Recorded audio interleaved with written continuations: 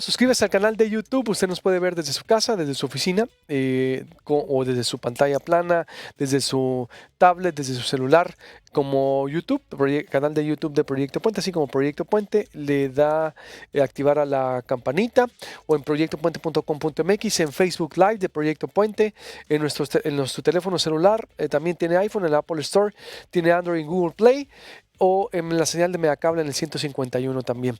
Un análisis en la historia para entender lo que está ocurriendo, para hacer un paralelismo, como siempre, interesante. Le doy la bienvenida con mucho gusto al doctor Lorenzo Meyer, al historiador Lorenzo Meyer, para pues comparar todo esto que se ha dado, doctor. Hemos entrevistado pues a voces también muy acreditadas a nivel nacional e internacional, y faltaba pues la histórica muy importante, la de usted, para pues entender la decisión del presidente, muy cuestionada en algunos sectores y avalada también en otros, doctor Lorenzo Meyer, comparándola con pues otras políticas públicas o decisiones presidenciales. ¿Por dónde podemos empezarlos? Bienvenido, doctor. Gracias. Bueno, podemos empezar mm, por el principio, quizá. Podemos empezar por ahí.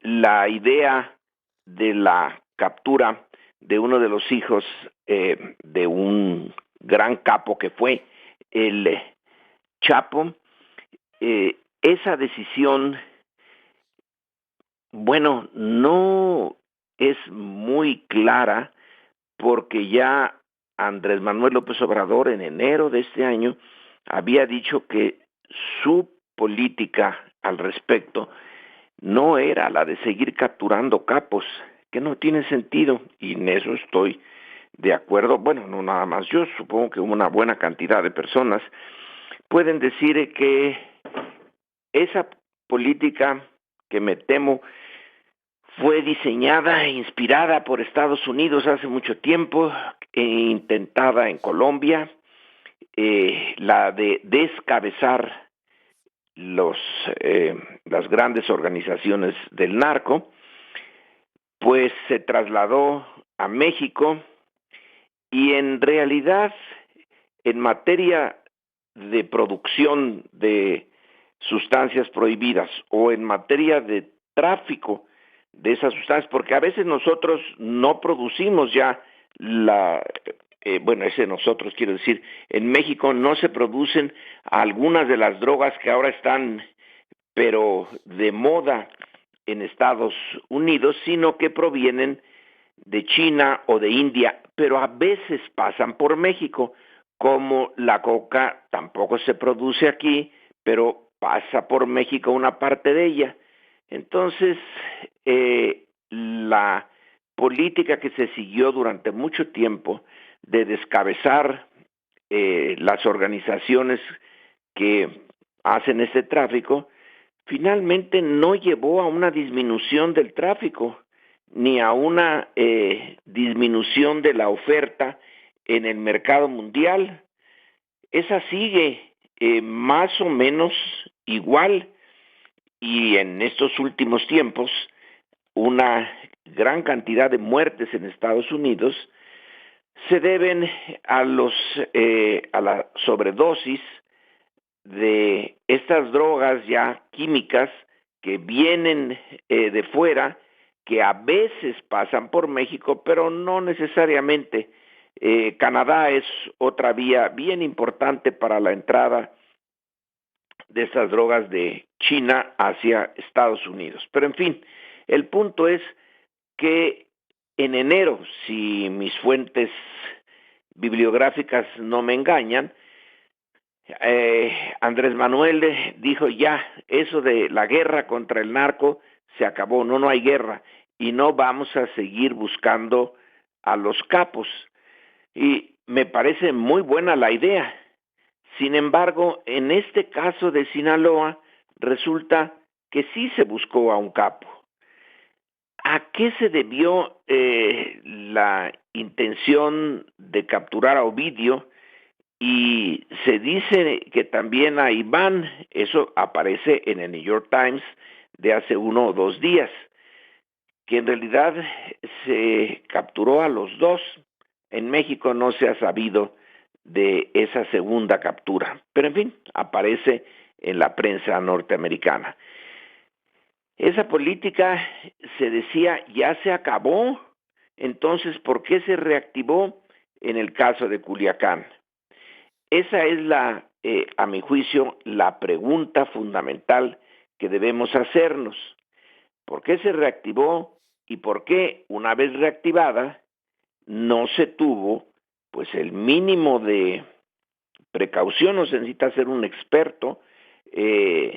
Ustedes o yo, si estuviéramos en el puesto de responsabilidad, hubiéramos, y se hubiera decidido el operativo, pues hubiéramos puesto mucho más fuerza, no para enfrentar al crimen organizado, sino para disuadirlo de haber tomado Culiacán. Si se hubieran movilizado más efectivos, qué sé yo, la suma podía ser de 1,000, 2,000, y entonces no hubieran podido bajar de la sierra los narcotraficantes para enfrentar, como enfrentaron, a la poca fuerza federal que había en Culiacán, según los reportes, y se nos dice que en 14 puntos de la ciudad y en el aeropuerto, pues estrangularon a la capital de Sinaloa.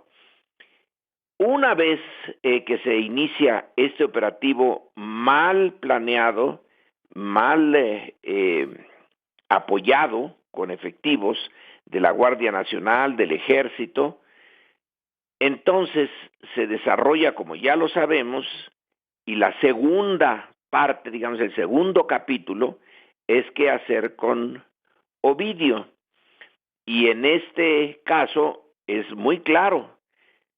A Andrés Manuel no se le informó porque él mismo dice, no se me informa de muchas cosas. Bueno, pues el presidente, si se le informara de todo lo que se decide en el país, tendría que tener el día 100 horas o 200, y la información tendría que ser de cientos de informes sobre los temas más raros.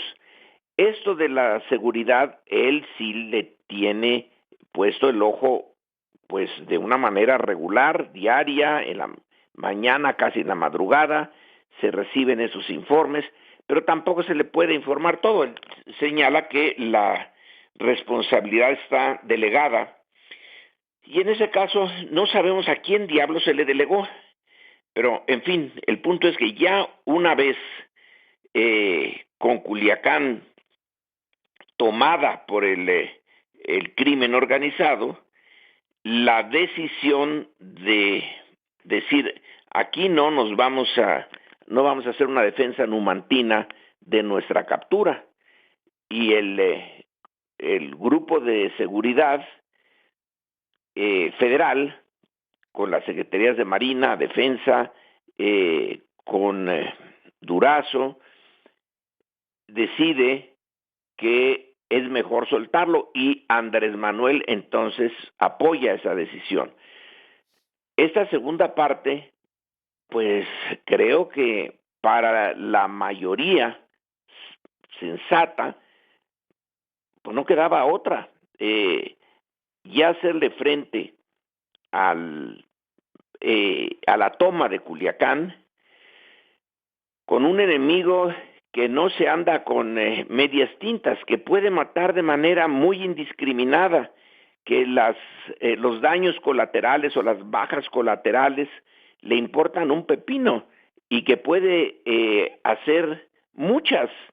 Entonces, Culiacán, la batalla de Culiacán, no sé si hubieran mantenido a Ovidio preso, a lo mejor también hasta Ovidio desaparece de ese mundo en medio de la batalla, pero la decisión del gobierno federal de decir, bueno, déjenlo ir para no seguir con la violencia. Los muertos, depende de qué fuente tome, unos son entre 8 y 14, ¿no? Entonces, ya se cierra de momento el capítulo de la violencia y empieza el que estamos ahorita escenificando la consideración, ¿se debió o no se debió dejar al joven capo en libertad? A mi juicio, lo que sí está cuestionable es si se le debió de buscar y se debió de hacer la operación con tan pocos efectivos. Ese es el punto central, no el dejarlo en libertad. Yo creo que en esas condiciones de superioridad del crimen organizado y de estar dispuesto y tomó rehenes, entre ellos a familiares de los militares, ya no había mucha salida si lo que se quería era evitar un mayor derramamiento de sangre. Así que la pregunta debe de ser la primera, el primer capítulo, no tanto el segundo. ¿A qué se refiere el primer capítulo? El primer capítulo es la decisión de la ¿Decisión? política. ¿Por qué se tomó esa decisión? Sí, porque ayer usted tuiteaba, para sostener su viabilidad, la 4T está obligada a recuperar el terreno perdido, porque como quiera que se le vea, la batalla de Culiacán es una derrota para el gobierno. Pues sí, Eh, sí es una derrota, ni vuelta de hoja. ¿O qué se puede decir que es una victoria? No, no, claro, Eh, por eso le digo, ¿y cómo? Entonces, ¿qué tendría que suceder? ¿Tiene que, habría que aplicar cambios a la política de seguridad? Que al presidente dijo que no va a haber cambios, lo dijo ayer también. Veo un presidente un poco cerrado en eso, o pero es que, a mi juicio, lo que se debería hacer es seguir la política inicial, no andar buscando a los capos. El cambio es buscarlos. ok, Ahora, se dice, ¿por qué? Porque Estados Unidos lo pide. Es que aquí ya entramos en otro terreno. Estados Unidos ha pedido que seamos el muro que no pudo construir Donald Trump físico a lo largo de su frontera con México y pide que sea en el Suchiate. Y ahí también la política de Andrés Manuel era la de no construirse el muro humano, la Guardia Nacional, y sí se ha hecho. Eh, Se entiende que el poder norteamericano es enorme comparado con el nuestro. Y luego ahora es la demanda de Estados Unidos de extraditar a ciertos capos la que lleva a estas capturas que en principio, según la política de Andrés Manuel, no debían de hacerse. Entonces no es que cambie de política, sino que aplique su política que es no persecución de capos, dice. a fondo. Sí, no tiene sentido. Así no se va a acabar ni el crimen organizado ni el tráfico de drogas. Se va a acabar con la política que él mismo ha propuesto. Una política de muy largo plazo, que es la de transformar las condiciones sociales. Otra de un plazo más cercano, que es la de ir por el dinero. Y ahí al que habría que proteger es a Santiago Nieto. Ahí sí habría que ponerle una compañía de infantes de marina para que lo protejan. Eh, si realmente se puede detener, congelar todos los dineros relacionados con el narcotráfico que están en empresas que no se encuentran a nombre de los narcotraficantes, sino de personas decentes, entre comillas. Bueno, ir por esa, que es muy complicado, pero requiere menos balazos que la otra. Sin dinero no funciona el narco, porque ellos no son, sus ejércitos no son ejércitos insurgentes movidos por una ideología, están movidos por el ingreso. Se señala que en la toma de Culiacán se les pudo haber pagado hasta 20,000 pesos por el trabajo de ese día a cada uno de los que intervinieron. Entonces, sin dinero no habrá incentivo para hacer parte del crimen organizado. Allí también es una política de Andrés Manuel, bueno, seguirla aplicando.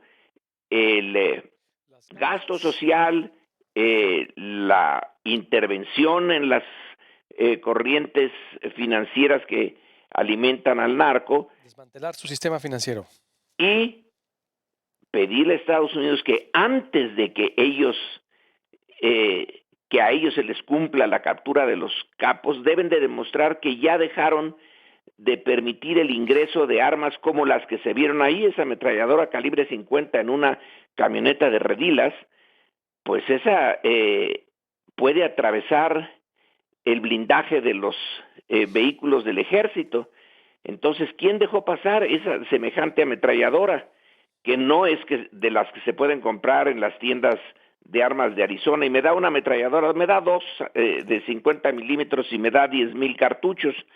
¿Me los llevo puestos o me los manda por DHL? Pues no, eso no es el caso. Hay una organización de contrabando. Estados Unidos tiene mayor capacidad que nosotros para detectar a quienes compran y contrabandean esas armas.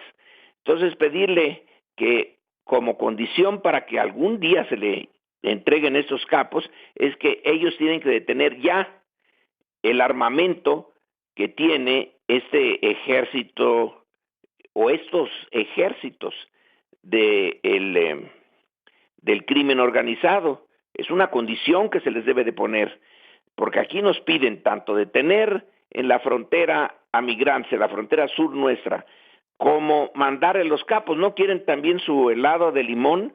El problema en que meten al gobierno mexicano es enorme. Y claro, nuestro gobierno está pendiente de que se firme el TEMEC, prendiendo velas a todos los santos, ese tratado en que nos metieron desde hace muchos años cuando se decidió unir a la economía mexicana de esa manera tan peculiar, por llamarlo de alguna manera, a la norteamericana, porque muy pocos países en el mundo concentran el 82-83% de todas sus exportaciones en un solo mercado. Se supone que esto es la globalización, pero nosotros estamos globalizados en un solo punto, o sea, no estamos globalizados. Estamos atados al mercado norteamericano. Y ellos, cuando Trump quiera, dice, les pongo 5, 10, 15, 20, 25% de tarifas a sus exportaciones.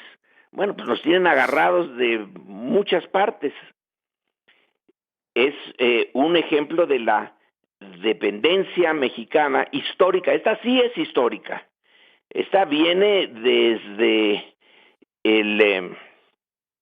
pues realmente desde el fin de la revolución, cuando la revolución eliminó la influencia europea y dejó nada más a la norteamericana, sobre todo a partir de la Segunda Guerra Mundial.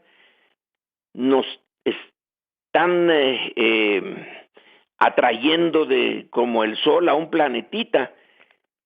Entonces, si esa es la condición de la que no podemos escapar, pues hay que negociarles lo mejor que se pueda. No se les puede decir váyanse al diablo, porque ya en estas condiciones en que vivimos, lo que se va al diablo es nuestra economía. Y si se va al diablo la economía, que ahora no está creciendo más que al 0,3, 0,4% el PIB al año, bueno, pues eso va a ser un desastre. Entiendo que el gobierno de Andrés Manuel es realista y no quiere enfrentarse al norteamericano, pero tampoco puede contradecir su política, que es no perseguir a los capos, no crear las condiciones de enfrentamiento armado como la que ocurrió en Sinaloa, pero se la piden desde fuera y él va a cumplimentar esta demanda de extradición, y además lo hacen tan mal que en vez de poner los efectivos necesarios, ponen muy pocos. Yo no sé si es por austeridad republicana, pero fueron muy pocos. Entonces estuvo mal hecha la operación, pero también no debió de haberse hecho esa operación. Ahora, ya que se cometieron esos errores, el dejar libre al joven hijo del Chapo, pues es lo que salía, digamos, más económico en términos de vidas humanas. Eso sí, haberlo retenido para mantener la autoridad hubiera costado mucho. Cuando yo señalo que hay que recuperar el terreno perdido, no es ir y buscarlo y matarlos en donde estén, sino usar las otras políticas a fondo y no y mostrar que sirven, y no volver a dejar que ocurra este tipo de encuentros tan desiguales entre un gobierno federal que tiene en conjunto los cálculos son que tiene más de 300,000 efectivos en todas sus fuerzas armadas. Bueno, ningún capo tiene tantos. Lo que pasa es que en México están desperdigadas en todo el territorio y los capos las pueden concentrar en un solo punto como rayo láser. Entonces hay que repensar en las siguientes ocasiones que tienen que salir bien librados de las operaciones que hagan, que deben de tener los efectivos necesarios y el trabajo de inteligencia. Siempre hemos dicho, todos los que opinamos sobre la guerra contra las drogas, que la información es vital. Bueno, en esta no tenían información de lo que no previeron lo que podía pasar. Ahí hay también un problema que el general secretario de la Defensa, el general Sandoval, admitió. No se hizo bien el operativo. Totalmente. Hubo a la aceptación. Doctor, pues como siempre, un honor y me quedo con esas tesis que si Estados Unidos quiere que se le entreguen capos, pues que tengan también tráfico de armas, que se desmantele el sistema financiero y no se persiga a los capos, que se les siga apostando a esas causas de fondo que provocan al narcotráfico o como es la política de López Obrador. La política social. Exacto, la política social. Ahí se tiene que recobrar la dignidad del Estado, no un Estado matón, un Estado que resuelva las causas por las cuales hay tal cantidad de gentes que se alistan en las filas del narcotráfico. Totalmente de acuerdo. Doctor, pues le agradezco mucho, como siempre, un honor y estamos en contacto. Muchas gracias. Buenos días. Buenos días, el doctor Lorenzo Meyer. Le recuerdo, suscríbase al canal de YouTube. Usted nos puede ver desde cualquier parte del país, del mundo, como diariamente ampliamos nuestro espectro. Así nomás se suscribe, le da a activar la campanita, YouTube, en Proyecto Puente, y usted desde las 6:30 de la mañana, hora Hermosillo, o 8:30 hora del centro, desde su casa, desde su oficina, desde su tablet, desde su teléfono celular. ¿Tiene iPhone? Baje la aplicación en la Apple Store. ¿Tiene Android? En Google Play o en Facebook también de Proyecto Puente, proyectopuente.com.mx, 6622-211136 el WhatsApp, mensaje de texto. Corte y vuelvo. Rosario Robles se queda en la cárcel por lo pronto. Después una plática interesante del cáncer, todo sobre la legalización de autos chuecos. La frenó el Senado. A ver, el tema está muy bueno, ¿eh? Vuelvo con eso también, tengo diferentes voces.